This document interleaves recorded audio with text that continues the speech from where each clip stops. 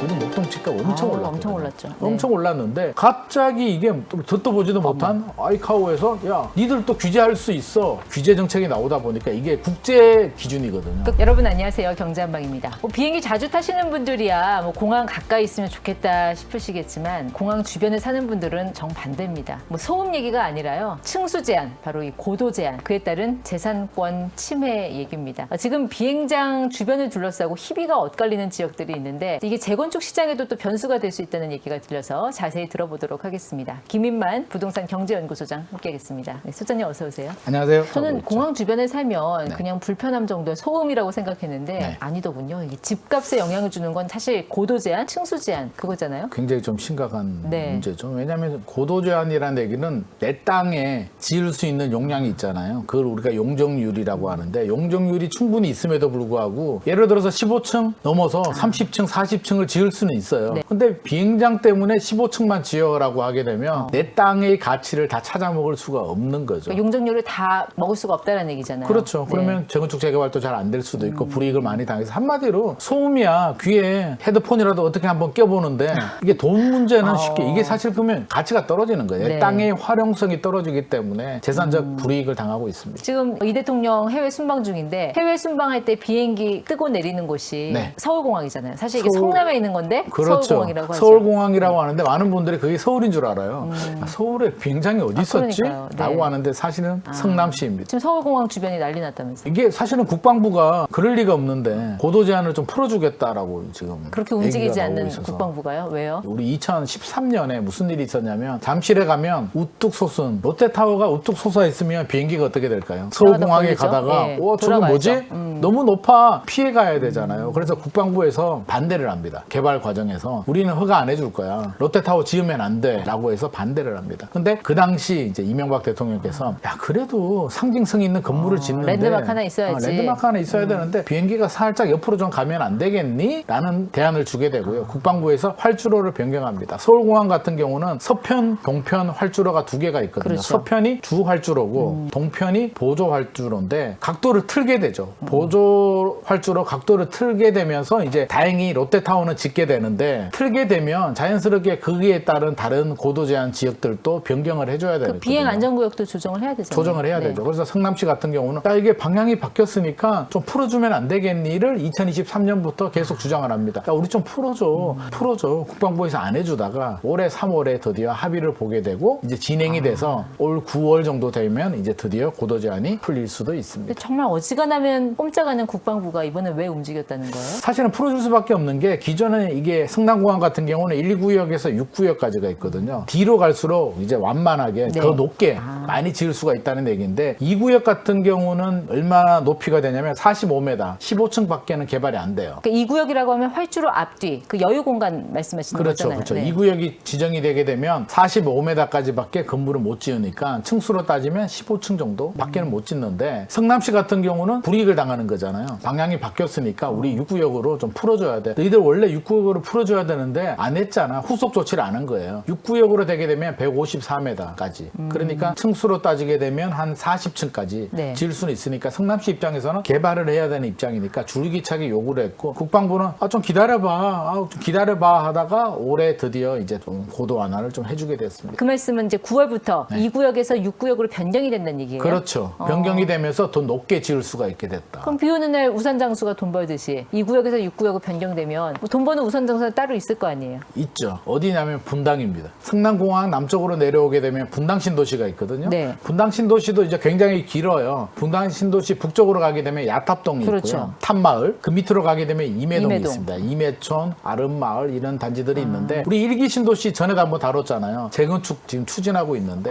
재건축 같은 경우는 사업성이 중요해요. 네. 사업성이 뭐냐면 두꺼봐 헌집 줄게 새집 다오 두꺼비가 조합장인데 옛날에는 공짜로도 해주고 환급도 해줬는데 요즘 잘 안 해줍니다. 왜냐면 옛날에 5층짜리 아파트 같은 경우는 이게 높게 지으면 네. 일반 분양이 많이 나오잖아요. 한마디로 공사비는 원래는 제가 조합원이라면 우리 집 짓는데 제가 공사비를 내야 되잖아요. 네. 재건축 같은 경우는 조합원이 예를 들어서 1000명인데 일반 분양이 1000개가 나오게 되면 팔아먹은 일반 분양 1000개의 돈을 가지고 우리 공사비로 충당을 할 수가 네. 있잖아요. 일반 분양이 많이 나올수록 유리합니다. 근데 분당, 일기 신도시, 야탑동이나 임해동 같은 네. 경우는 용적률은 더 지을 수는 있는데 비행장 때문에 이게 15층밖에 못 지으니까 사업성이 안 나오잖아요. 근데 그게 바뀌었다는 얘기예요. 그러니까 그게 40층까지 지을 수 와. 있다라고 하니까 앞으로는 사업성이 좋아질 수도 있겠다. 이게 우산 장수가 비 오게 되면은 뭐 안 좋은 일이 생길 수도 있겠습니다만 어떻게 됐든지 기존에는 비행장 때문에 불이익을 받았는데 네. 이제는 쨍하고 이제 햇볕이 뜨면서 아주 좋아졌습니다. 그러니까 어떻게 보면은 이제 서울공항 주변에 고도 제한 풀린 거, 완화된 거, 이거는 오히려 웃는 쪽이 더 많은데 그 잘된 일이죠. 지금 네네. 우는 사람들 있다면서요. 울상인 사람들 저기 또. 김포공항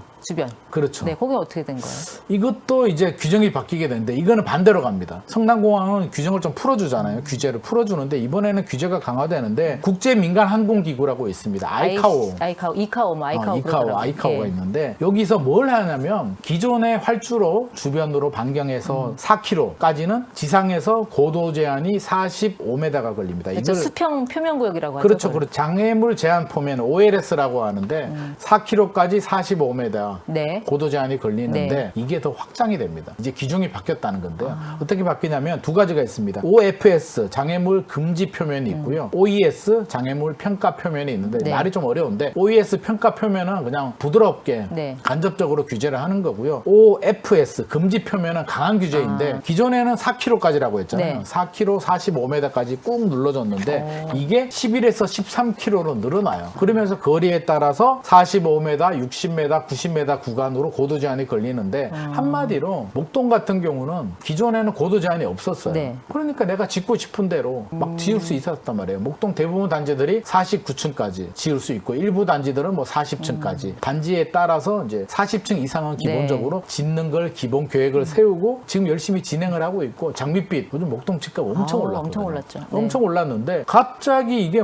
듣도 보지도 못한 아이카오에서 야 니들 또 규제할 수 있어 규제 정책이 나오다 보니까 이게 국제 기준이거든요. 그러니까 규제 지역 반경이 늘어나면서 규제 지역에 없던 목동이 그 안으로 들어가겠다는 들어가면서 얘기예요? 본의 네. 아니게 층수 제한이 받게 되니까 이게 90m가 적용되게 되면 30층 걸리거든요. 30층 이하로 지어야 되니까 49층으로 지어야 되는 아파트를 30층으로 짓게 되면 사업성 사업성이 안 확 나와요. 떨어지죠. 근데 그러니까 목동 신시가지 아파트가 네. 1에서 14단지까지 있잖아요. 그렇습니다. 다 들어가는 거예요, 거기가? 일부 단지는 들어갈 수도 있고요. 네. 일부 단지는 안 들어갈 수도 있는데 지금 뭐 여러 가지 시뮬레이션을 해봐야 되겠습니다만 지금 아무튼 난리가 났습니다. 왜냐하면 없던 규제가 새롭게 생겼기 때문에 이게 재산사 불이익을 당하죠. 사업성 안 나옵니다. 제가 볼 때는 49층 개발해야 되는데 30층으로 개발하게 되면 실질적으로 재건축 안 될 수도 있습니다. 근데 그렇게 규제를 하면 이미 그 하이페리온 목동에 되게 높은 아파트 있잖아요. 네네. 49층인가요? 그럼 약간 형평성 문제가 제기될 수도 있고 그렇지 않을까요? 형평성 문제 당연히 제기될 수도 있고요. 이 사업성이 안 나온다니까요. 이게 이제 우리가 건축을 할 때 되면 건폐율과 용적률, 네. 층수, 고도 제한 이 세 가지를 우리가 좀 알아야 되는데 건폐율이라 한다면 우리 땅이 있어요. 우리가 개발을 할 때 이 땅을 다 써먹지는 못해요. 내 땅이라도 사용할 수 있는 건축할 수 있는 면적이 딱 정해져 있습니다. 네. 보통 주거지역 같은 경우는 건폐율이 50에서 60% 정도 나와요. 그러니까 나머지 한 40~50%는 빈 땅으로 남겨둬야 돼요. 왜 땅을 다 개발하게 되면 동네가 어떻게 되겠어요? 건물만 빽빽하고 사람이 지나다닐 수도 없는 네. 답답한 도시가 되다 보니까 한 50%, 60% 땅만 사용해라는 게 건폐율이고요. 용적률은 얼마나 높게 많이 지을래라는 건데 주거지역이니까 용적률이 한 250%, 네.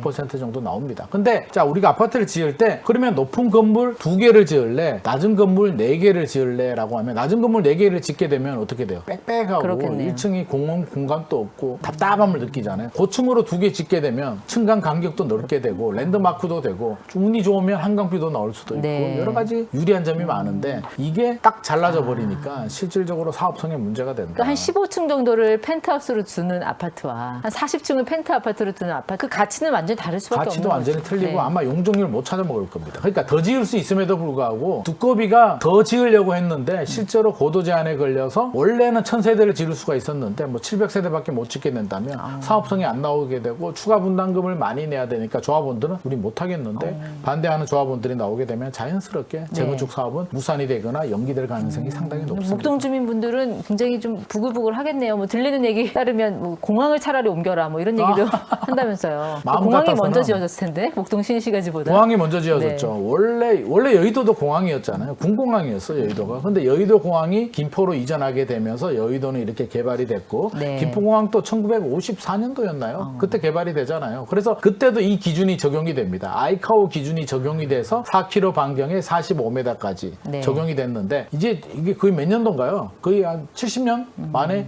개정을 했는데 뜬금없이 반경을 늘리겠다라고 하니까 목동 네. 주민들은 지금 부글부글 김포공항을 차라리 옮겨라라고 하는데 사실 공항 이전하는 건 알고 쉽지 않죠. 현실적으로 예, 불가능합니다. 어렵죠. 우리 옛날에 박정희 정부 시절에도 뭐 대구였나요? 공항이 있었는데 그 영남대학교라고 있습니다. 그게 비행기 문제가 있어서 대통령께서 비행장 이전할 수 없는지 검토를 시켰는데 결국에는 안 됐습니다. 왜냐하면 비행기는 항공 기록이 남고 군공항 같은 경우는 여러 가지 또 안보 문제가 걸리기 때문에 현실적으로 불가능합니다. 그러니까 김포공항이 처음에 지어졌을 때만 해도 거기가 이렇게 서울 도심하고 가까워질 거라고는 생각 못했죠. 지금 그때는 점점 외곽이었죠. 완전 김포공항이 외곽이었는데. 완전 외곽이고 비행장 오기 전에는 그게 주한미군이 주도할 정도로 군부대 기지였다가 비행장이 생겼는데 도시화가 진행되면서 이제 아파트가 개발이 네. 되잖아요. 목동은 88 올림픽 할 때 개발이 됐잖아요. 그러니까 서울- 한참 후에. 그러니까 김포공항이 약간 서울에 들어와 있는 그런 느낌이잖아요. 지금은 이제 그렇게 됐죠. 그래서 어떻게 보면 목동 신시가지도 88 올림픽 할 때 김포공항에서 귀빈들, 기자들이 내려서 잠실로 운동장으로 오는 길에 이제 목동이 걸리는데 목동이 그때 개발이 안 되고 비 오면 홍수가 나고 이런 저개발, 미개발 지역이다 보니까 야 이거 제대로 개발해야겠다라고 해서 잘 만든 게 목동인데 어떻게 보면 김포공항 덕분에 목동이 신시가지로 잘 개발이 됐는데 네. 그 김포공항이 지금 목동 재건축의 발목을 잡고 있습니다. 층수 제한, 이 고도 제한 요 규제가 2030년부터 시행이라면서요. 네네. 그럼 그 전에 빨리 재건축해버리면 되는 거 아니에요? 서울시의 전략도 그겁니다. 야, 지금 2030년 되기 전에 물론 공고사항이지만 이게 안보, 안전에 관련된 문제이기 때문에 무시할 수는 없고요. 2030년까지 우리 빨리 하자라는 게 지금 전략인데 2030년까지 사업 시행 계획인가를 받겠다라고 하는데 이게 말이 쉽지가 않습니다. 왜 쉽지가 않냐면 우리가 정비 사업 같은 경우는 결국은 이제 돈 문제가 걸리는데요. 네. 기본적으로 우리가 분쟁 많이 생기는 게 조합원들끼리의 갈등. 조합원들끼리 생각이 틀려요. 어떤 사람은 돈 좀 더 내더라도 우리 좀 빨리 하자. 난 돈 있어. 내가 돈 더 낼게. 어떤 사람들은 나는 돈이 없는데 돈 많이 내고는 우리 못해. 하지 말자. 나이 드신 분은 나는 재건축 자체가 싫어. 그냥 여기서 나이 들어서 나는 그냥 여기서 생을 마감하고 싶어. 우리 애가 고3인데 뭘 또 개발을 해. 하지 마. 여러 가지 의견들이 분분하기 때문에 조합원들끼리 갈등이 있고요. 네. 두 번째는 서울시와의 갈등이 있습니다. 서울시가 지금 막 다 해줄 것처럼 야 우리 빨리 하자. 2030년 되기 전에 빨리 하자라고 하는데 막상 하게 되면 서울시가 요구하는 게 뭐예요? 야 기부 체납해서 도로 좀 넓히면 안 되겠니? 임대 아파트 좀 더 지으면 안 되겠니? 대치동 음마아파트 같은 경우는 공영 주차장 우리 땅이 없으니까 니들 아파트에 주차장 좀 더 지어줘봐. 별의별 요구를 다 하거든요. 그러면 조합과 지자체와의 갈등. 세 근데 번째 내년에 또 지방선거 있잖아요. 네. 서울시장 바뀌면 그동안 막 다 해주기로 한 거 다시 백지화될 수도 있는 거 아니에요? 이게 가장 네. 제가 걱정하는 문제가 바로 그거예요. 왜냐하면 우리 옛날에 한번 경험하지 않았나요? 오세훈 서울시장이 예전에 서울시장이었던 적이 무상급식. 있었잖아요. 무상급식. 바뀌었잖아 시장. 네. 그때 시장이 바뀌었죠. 그게 최대 피해자가 누구냐면 성수동에 가면 성수 전략정비구역이라고 있습니다. 트리마제 있잖아요. 고가 아파트. 트리마제 옆이 성수 전략정비구역 1, 2, 3, 4구역이 있거든요. 거기 고층 아파트 짓게 되면 그럼 트리마제 돈이 얼마예요? 강남을 넘어서는 최고 고가 아파트가 되는데 그 당시에 49층, 50층, 초고층으로 지어주겠다라고 오케이 했는데 시장이 바뀌면서 야 생각해봐봐. 니들이 50층 짓게 되면 얼마나 답답하고 뒤에 있는 사람들은 한강이 안 보이잖아? 한강이 니들 것만은 아니야 라고 해서 35층으로 제한을 해버리게 됩니다. 그럼 사업이 안 되는 거예요. 50층으로 개발해야 되는데 35층으로 만들어버리게 되면 조합원들 중에 누구는 한강 뷰가 나오고 누구는 한강 뷰가 안 나오게 되면 와 반대하자 나는 싫어 나도 한강 뷰 줘. 네. 분쟁이 생겨서 결국에는 성수 전략정비구역은 아직도 안 되고 있고요. 이제 다시 시작을 하고 있는데 아마 압구정도 똑같은 문제가 생길 수도 있습니다. 네. 비행장은 아니더라도 이런 층수 제한이 이렇게 중요한데 서울시장이 바뀌게 되면 제 생각에는 무슨 일이 생길지 모르겠습니다. 그렇죠. 서울시장 생각에 따라서 고층 개발을 좋아하는 서울시장이 오면 괜찮은데 사람마다 다르니까요. 네. 그래서 서울시장의 정책 생각, 가치관에 따라서 달라질 수도 있다. 그게 최대 리스크가 될 수도 있을 것 이게 같습니다. 사실 재건축 재개발 사업은 민간 개발 사업 영역이긴 하지만 결국 인허가권은 이 지자체가 갖고 있잖아요. 그러니까요. 서울시장이 누가 되느냐 이게 굉장히 또 중요한 문제죠. 치명적인 영향이 네. 있고요. 세 번째 같은 경우는 이제 시공사회 갈등, 건축비가 계속 올라가는데 2030년에 사업시행계획 발자하고 하는데 높아지는 건축비에 최근에 우리 안전 문제, 포스코 산재. ENC 그런 거. 네. 그런 게 생기게 되면 우리가 염두에 둬야 될 게요. 그냥 안전 중요하지, 친환경 중요하지, 인권 중요하지라고 하는데 그게 다 돈입니다. 안전과 인권과 친환경은 다 우리가 사회적 비용을 지불을 해야 되기 때문에 결국 돈 올라가게 되면 조합원들이 돈을 더 줘야 되는데 층수 제한에 걸린다? 안 그래도 사업성이 안 좋은데 공사비를 더 달라고?